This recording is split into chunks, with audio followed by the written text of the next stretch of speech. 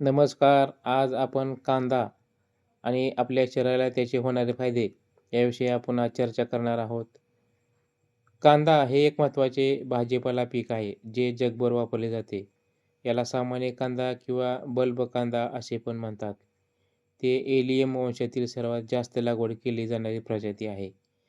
कांद्याची पाने पिवळसर, हिरवी, निळी, चपटी आणि पोकळ असतात.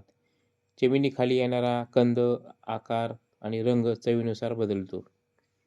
कांद्याचे प्रकार: तांबडा कांदा हा जास्त तिखट असतो. पांढरा कांदा याचे गुणधर्म तांबड्या कांद्यापेक्षा वेगळे असतात. शालोट हे कांद्याचे एक वेगळे प्रकार आहे, जे पूर्वी वेगळी प्रजाती मानले जात असे. आता ही लागवड कशी करायची? तर कांद्याचे पीक हिवाळी हंगामात घेतले जाते आणि महाराष्ट्रात थंड हवामान लागवडीसाठी उपयुक्त आहे.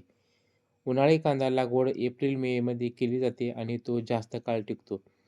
पावसाळी कांदा लागवड जुलै-ऑगस्टमध्ये केली जाते.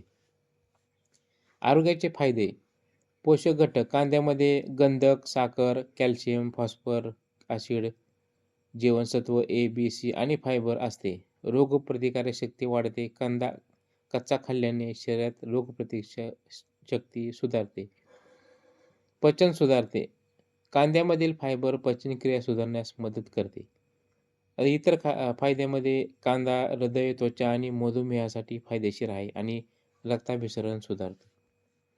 इतर माहितीमध्ये कांद्यामध्ये अनेक समानार्थी शब्द आहेत, जसे की प्याज, प्याज, कांदा, पियाज इत्यादी. जगात कांद्याच्या अंदाजे 200 पेक्षा जास्त जाती आढळतात. महाराष्ट्रामध्ये नाशिक, पुणे, सोलापूर, जळगाव, धुळे, अहमदनगर, सातारा या जिल्ह्यांमध्ये कांद्याचे उत्पन्न मोठ्या प्रमाणावर घेतले जाते.